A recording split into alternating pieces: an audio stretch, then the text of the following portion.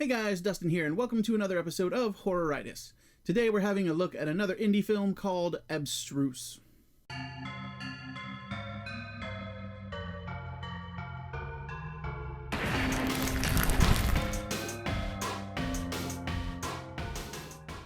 Abstruse, written and directed by Harley Wallen, is about a girl trying to prove that the spoiled, connected son of a senator murdered her best friend, and, considering his connections, that's not an easy job.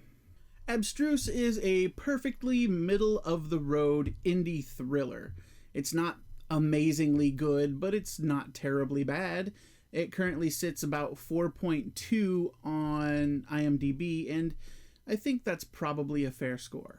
The reviews, however, are pretty skewed in both directions, and there's only a few that I actually agree with, and none of them are covering the stuff that I want to talk about today, so let's get into it. First, the poster for this movie shows both Chris Riley and Tom Sizemore holding guns in such a way that you don't really know who's the good guy and who's the bad guy.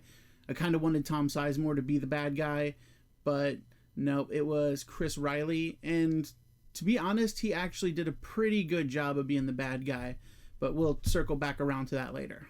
Dennis Haskins as the senator was a hell of a surprise too, and then seeing him do shady political stuff was just icing on the cake. Mr. Belding, what's become of you? The cool thing about Abstruse is there really isn't a good guy character. Everybody's kind of shady or an asshole, and even the girl whose death sets off the entire thing is introduced to us early on as just an unpleasant gold digger, so when she finally bites it, we just don't really care so much.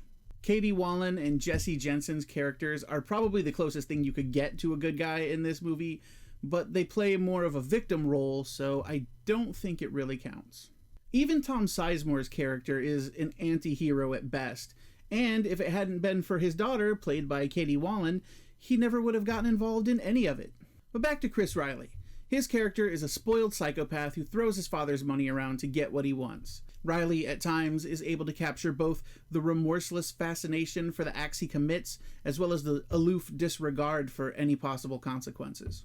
The character truly cares about no one but himself, and I think Riley did a pretty good job of showing that. The only downside there is that sometimes he tends to slip into Bond villain territory, even at one point in the movie giving a "we're not so different, you and I" speech, or as close as you could get to the speech without actually saying the words.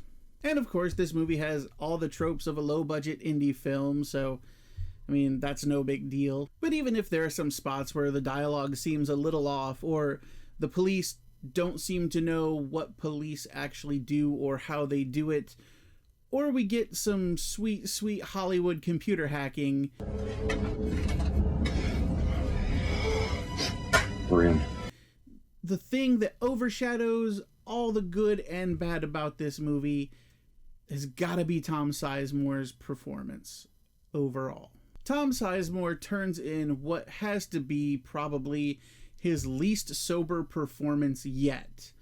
And nobody's talking about it. Like, if you read the IMDb reviews, they all mention that he's in the movie, but none of them mention exactly how messed up he seems to be in almost all of his scenes. His whole performance is a series of ups and downs, sometimes slurring his words and fumbling over his lines, or talking way too fast and tripping over his own words and repeating himself way, way too many times. There are whole chunks of this movie where he looks like he's about to pass out. I mean, instead of getting the anti-hero with a checkered past and the heart of gold, we're given that shady uncle who stops by to borrow $50 and disappears with half of your power tools. But aside from whatever the hell Tom Sizemore was doing, this movie is pretty watchable. I mean, it's got like 28 festival wins and 13 nominations, so I'm not the only one that thinks this movie is worth a watch.